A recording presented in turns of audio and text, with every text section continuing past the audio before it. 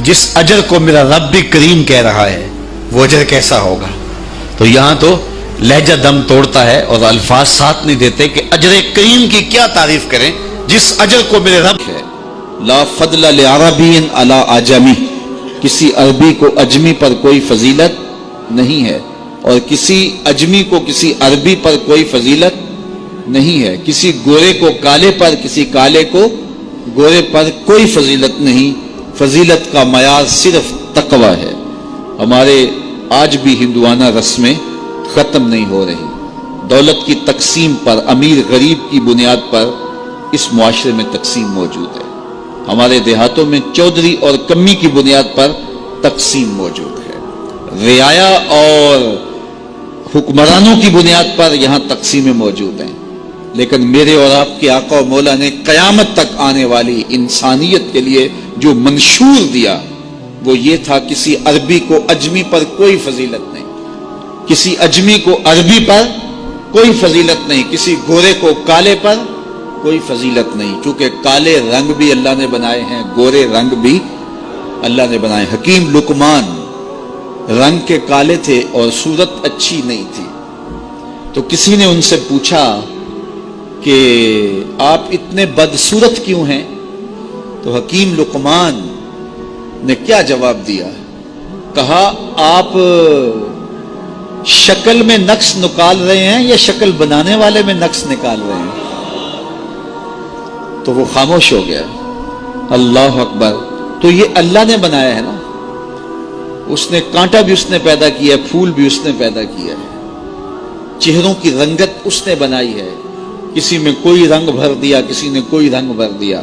تو رنگوں کی بنیاد پر، نسب کی بنیاد پر کوئی افضل، کوئی اشرف، کوئی اعلیٰ، کوئی بد یہ نہیں ہے، بلکہ معیار جو دیا گیا وہ کیا تھا؟ تقوی۔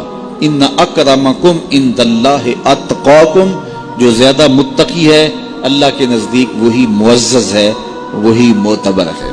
پھر حضور علیہ الصلوۃ والسلام نے عورتوں کے بارے میں تاکید کی کہ وہ تمہاری زیر دست ہیں، ان کی ملک کچھ نہیں ہوتا اور کمزور ہیں، ان کے بارے اللہ سے ڈرنا، اور حضور نے ان کے ساتھ حسن سلوک کرنے کی وصیت کی۔ پھر غلاموں کے ساتھ حسن سلوک کرنے کا حضور نے درس دیا کہ جو خود کھاتے ہو وہ انہیں کھلاؤ، جو خود پیتے ہو انہیں پلاؤ، جو خود پہنتے ہو انہیں پہناؤ۔ بعض لوگ ملازم کو، ماتحت کو جو ہیں وہ ہلکے کپڑوں میں کسن رکھتے ہیں تاکہ پتہ چل جائے کہ یہ غلام ہے، یہ ملازم ہے اور ہم باس ہیں۔ حضور علیہ الصلوۃ والسلام نے ان تین چیزوں کی تاکید کی۔ پھر حضور نے ہمسایوں کے حقوق کے حوالے سے بات کی، اور صحابہ فرماتے ہیں کہ اتنی بار حضور نے تاکید کی کہ ہمیں یہ گمان ہوا کہیں وراثت کے اندر حقدار نہ ٹھہرا دیا جائے۔ تو ہمسایوں کے حقوق کے حوالے سے حضور نے تاکید ارشاد فرمائی۔ پھر حضور نے تین باتوں کی تاکید فرمائی۔ پہلی بات، عمل میں اخلاص پیدا کرو، چونکہ عمل کا خلوص ہی قبولیت کا سبب و ذریعہ ہے، اگر عمل میں خلوص نہیں تو کچھ بھی پلے نہیں ہے۔ دوسری بات، حاکموں کو وصیت کرنا، جو بادشاہ وقت ہوں، حاکم ہوں، ان کو خیر کی بات کہنا، ان کو بتانا، ان کا قبلہ درست کرنے کی کوشش کرنا، یہ ذمہ داری ہے قوم کے اوپر۔ تیسری بات کہ حضور نے یہ وصیت فرمائی، لزوم و جماعت المسلمین، مسلمانوں کی جماعت سے الگ نہ ہونا، الگ الگ ٹولیوں میں نہ بٹنا، لابیاں نہ بنانا، گروہ بندیاں نہ کرنا، جماعت کے ساتھ جڑ کے رہنا، فرقہ بندی سے بچنا اور جماعت وحدہ کا ساتھ دینا۔ حضور نے فرمائی، تابعوا السواد الاعظم فإنہ من شذ شذ فی النار، جو بڑی جماعت ہے، سواد اعظم ہے، ان کے ساتھ رہنا، جو ان سے بچھڑ گیا وہ جہنم میں ڈالا جائے گا۔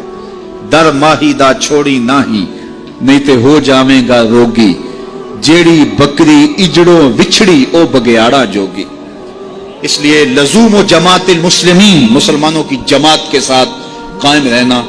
پھر حضور علیہ الصلوۃ والسلام نے فرمایا، اے امت مسلمہ، میں تمہیں لاوارث نہیں چھوڑ کے جا رہا ہوں، میں تمہارے اندر دو بھاری چیزیں چھوڑ کے جا رہا ہوں، اور اگر تم ان کو مضبوطی سے تھام لو گے، میں ضمانت دیتا ہوں تم کبھی بھی گمراہ نہیں ہوگے۔